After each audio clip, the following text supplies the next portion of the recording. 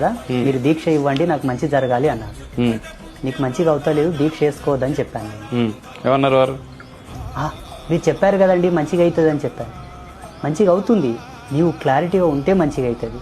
నీకు క్లారిటీ అనేది లేదు కాబట్టి ఈ దీక్ష కూడా నీకు ఫలించదు, వేసుకోవద్దని చెప్పాను. ఇప్పుడు ఉన్నటువంటి పరిస్థితుల్లో దేవునికి సరి అయిన స్థానాన్ని ఇవ్వడం కూడా కష్టమే.